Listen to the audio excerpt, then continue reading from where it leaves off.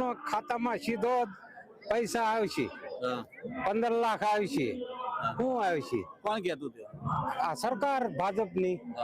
અને મને મારા ઘરના કેતા ખાતું ખોલાય આવ્યો અને મહિને ને મહિને કે જોર આવ્યો ને 15 લાખ આવ્યા. મારા લાખ રૂપિયા એમાં ખર્ચાઈ ગયા. આ ધક્કા ખાવામાં ધંધો ન કરવા દીધો ને કે એન્ટ્રી પડી આવો ને કે 15 લાખ આવ્યા ત્યાં આપણે કે મકાન નિશ્ચિત થઈ જાય ને મકાન બૈરાઓનું ખાતામાં 10,000 2,000 નો હપ્તો આવશે, આજ આવશે, કાલ આવશે. આવ્યો જ નહીં. નાના માણસો કેવા ભીહાય છે એ કોઈ જોતા નથી. મોટા મોટાને હાસવે અને એને બધું અર્પણ કરે. એને જરૂર છે. આ નાના માણસો બિચારા ટકનું લઈને ખાવા વાળા છે એની સામું જોવો. એક વાર જોવો તમે હાલીને જાઓ રોડ ઉપર હાલો તમે ઉપર ઉડીને આવો એનું કઈ મહત્વ નથી.